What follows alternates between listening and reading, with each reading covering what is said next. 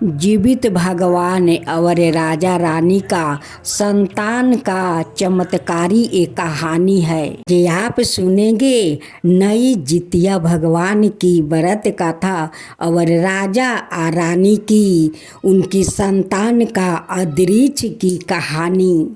आप सभी इस कहानी को जरूर सुने ताकि जीवित भगवान आप लोग पर प्रसन्न हो जाए और आप लोग के सारे मनोकामना पूरा कर दे।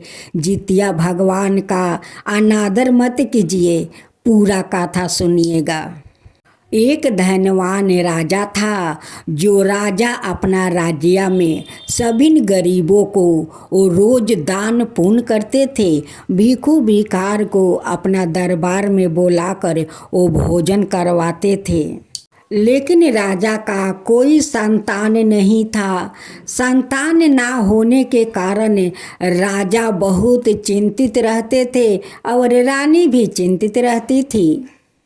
उस शहर में सारे औरतें जितिया भगवान को व्रत करती थी और सभी को संतान था। लेकिन राजा और रानी का कोई संतान नहीं था और रानी का तो ये भी पता नहीं था कि जितिया भगवान का उनकी पूजन विधि क्या है। राजा का दरबार में एक दिन एक साधु आया और साधु कहने लगा कि राजन, अपना दरबार में आप 7 दिन तक हवन करवाइए और गौ दान कीजिए, इससे आपका भला होगा। उस साधु के कहे अनुसार राजा 7 दिन तक अपना महल में हवन करवाया और गौ भी दान किया। उसका बाद रानी गर्भवती हो गई। ये देख कर राजा और रानी बहुत खुश हुआ कि वो साधु मेरे लिए भगवान बनकर आया था और उनकी कहे अनुसार हम हवन करवाया, गौ दान किया, तो आज हम माता पिता बनने वाले हैं। 9 महीना का इंतजार राजा और रानी करने लगे। जब 9वां महीना पूरा तो रानी का पेट के बच्चा वो अदृश्य हो गया। जब सुबह हुआ तो रानी देखती है कि उनकी पेट में तो संतान नहीं है। वो जाकर राजा से कहती है, स्वामी देखिए, मेरे पेट का संतान नहीं है, वो तो अदृश्य हो गया। कहीं हम लोग 9 महीना से सपना तो नहीं देख रहे थे कि मैं माँ बनने वाली हूँ, आप पिता बनने वाले हैं। राजा कहते हैं कि ये कोई सपना नहीं था, ये सच था। लेकिन संतान हमारा कैसे अदृश्य हो गया? लेकिन ये सारे चमत्कार तो जीवित वाहन के था। फिर रानी का दूसरा गर्भ रह गया। फिर दोनों 9 महीना का इंतजार करने लगा। जब 9वां महीना पूरा हुआ तो फिर से उनकी संतान अदृश्य हो गया। ऐसा करते करते रानी का 3 संतान अदृश्य हो गया। अब तो राजा रानी बहुत चिंतित हो गए कि 1 नहीं, 2 नहीं, 3 संतान तो भगवान दिया, लेकिन तीनों संतान को छीन लिया। जीवित भगवान तो एक सांप का रूप धारण करते और सोते रात में आकर अपना निश्वास से उनकी बच्चा को अपना पेट में डाल लेते और चले जाते। जीवित भगवान तो किसी को संतान को नहीं मारते, वो तो संतान को जीवित रखते हैं। वो तो राजा रानी का वो परीक्षा लेना वो चाहते थे। एक दिन रानी रोते रोते राजा से कहती है कि स्वामी, हम लोग ज्योतिषी के पास चलते हैं, उनसे हम लोग पूछेंगे कि ये क्या कारण है कि मेरा 9 महीना पूरा होते होते मेरा संतान अदृश्य हो जाता है, इसका कारण क्या है। चलिए स्वामी, हम लोग ज्योतिषी के पास चलते हैं और इसका कारण पूछते हैं। रानी का बात सुनकर राजा तैयार हो जाते हैं। जितिया व्रत का अभी 1 महीना वो बाकी था। राजा और रानी उस ज्योतिषी के पास जाते हैं। रास्ते में ज्योत भगवान एक ज्योतिषी के रूप धारण करते हैं एक वृक्ष के पास जाकर बैठ जाते हैं। राजा रानी चलते चलते वो थक गया था। थक जाने के कारण राजा रानी उसी वृक्ष के पास जाते हैं जहाँ पर ज्योतिषी महाराज बैठे थे। दोनों बहुत उदास बैठे थे। उस भेष रूपी ज्योत भगवान उस राजा और रानी से पूछते हैं कि बच्चों, तुम लोग क्यों उदास बैठे हो। राजा कहते हैं कि बाबा, हमारा तो संतान पेट के अंदर तो आता है, लेकिन 9वां महीना जब पूरा होता है तो वो अंतरिक्ष हो जाता है।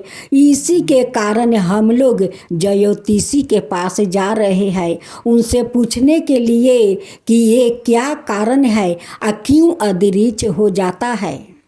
ज्योत भगवान एक सूता देते हैं और कहते हैं कि राजन, इस सूता को लो और अपना महल लौट जाओ। राजा सूता को ले लेता है, अपना महल लौट आते हैं, लेकिन ये नहीं पूछते हैं कि बाबा ये सूता क्या चीज़ है। ज्योत भगवान को तो सब कुछ पता था। उनकी तीनों संतानें ज्योत भगवान का हवाले था, वहाँ सुरक्षित था। रानी अपना महल में आती है और पड़ोस के औरत को बुलाती है और उनसे पूछती है कि देखो तो ये क्या चीज़ है। वो पड़ोसिन देखते ही समझ जाती है कि ये तो ज्योत बंधन का सूता है। पड़ोसिन कहती है कि रानी, ये कोई सूता नहीं है, ये अनमोल सूता है, ये कहाँ तुम्हें मिला। वो कहती है कि मुझे तो एक बाबा दिया था कि ये सूता लो और अपना महल लौट जाओ, लेकिन हम लोग उस बाबा से नहीं पूछे कि ये सूता क्या चीज़ का है। पड़ोसिन कहती है कि इस सूता को जिसका बच्चा जीवित नहीं रहता है उसकी माँ ज्योत व्रत करती है इस सूता को उस दिन अपना गले में पहनती है। उस सूता से उनकी संतान को जीवन जोड़ा रहता है। तब रानी पूछती है कि अच्छा बहन, इस व्रत का विधि विधान क्या है, इसका नियम क्या है। तब पड़ोसिन सारे विधि विधान उन्हें बता देती है। कृष्णा पक्ष के अष्टमी तिथि के दिन रखा जाता है। इसे जितिया या ज्योतिया या जीवित पुत्रा व्रत के नामों से जाना जाता है। पहला दिन सुबह उठकर झिंगुनी के पत्ते में मरवाला को भोजन दिया जाता है और चिलू सियारिन का भी भोजन दिया जाता है। दूसरा दिन निर्जला उपवास रहना पड़ता है 24 घंटा। उस उपवास में एक तिनका भी कोई नहीं तुरते और न ही साग सब्जी करते हैं। ये नियम है ज्योत भगवान का। पड़ोसिन सारे विधि विधान बता देती है और अपना घर लौट जाती है। रानी उनकी कहे अनुसार वो भी ज्योत महाराज को व्रत करती है। पहला दिन उठकर झिंगुनी के पत्ते में अपना पूर्वजों को भोजन देती है, जल देती है। दूसरा दिन निर्जला वो उपवास करती है और सभी औरत के साथ वो गंगा नहाने जाती है। वहाँ पर कथा सुनती है। कथा सुनने के बाद वो अरेर बरेर से मिलती है और अपना महल आती है। वो सूता को अपने गले में पहन लेती है और सो जाती है। तीसरा दिन वो पारण करती है। 4 दिन के बाद रानी फिर से गर्भवती रह जाती है। रानी बड़े श्रद्धा भक्ति से जीवित भगवान का व्रत करती है। उनकी श्रद्धा भक्ति देखकर जीवित भगवान प्रसन्न हो जाते हैं और सपने में जीवित भगवान दर्शन देते हैं और कहते हैं कि बेटी, तेरा बच्चा मरे हुए नहीं थे, तेरा बच्चा तीनों जीवित है, वो मेरा अंदर है। तू मेरा श्रद्धा भक्ति से पूजा किया है, भला तेरा बच्चा को कैसे जीवन जा सकता है। वो तेरा बच्चा के सुरक्षित मैं रखा हूँ। अब तेरे तीनों बच्चों को एक एक करके तेरा गर्भ में डालूंगी और तू उसे जन्म देगी और तेरा बच्चा को कोई नहीं छीन पाएगा। ये तीनों बच्चा तेरा साथ रहेगा बेटी। तू मेरा कभी पूजा नहीं की, इसलिए तेरा बच्चा को होने से पहले मैं ले लेता था, लेकिन तेरा बच्चा को मैं जीवित सुरक्षित रखता था। आज तेरी श्रद्धा भक्ति देखकर मैं बहुत प्रसन्न हूँ और तेरा परीक्षा खत्म हुआ। अब तेरा एक एक करके तीनों बच्चा तुझे लौटा दूंगा। एक एक जीवित भगवान उनकी पेट के अंदर बच्चा डालते गए और रानी एक एक करके वो जन्म देती गई। तीनों संतान को देखकर तो रानी बहुत खुशी हो गई और राजा का तो खुशी का ठिकाना नहीं था। जब पूरा 9 महीना पूरा हो गया तो रानी खूब सुंदर अपना पुत्रा को जन्म दिया।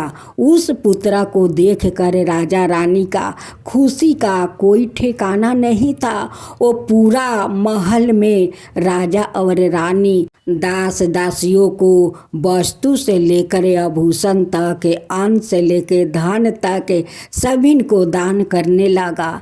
तब से जीवित भगवान का वो व्रत रानी करने लगी और उनकर पुत्र जीवित रहने लगा। तब से रानी सारा बरस वो जीवित भगवान का व्रत श्रद्धा भक्ति से करती, अपना पूर्वजों को भोजन बड़े श्रद्धा से देती।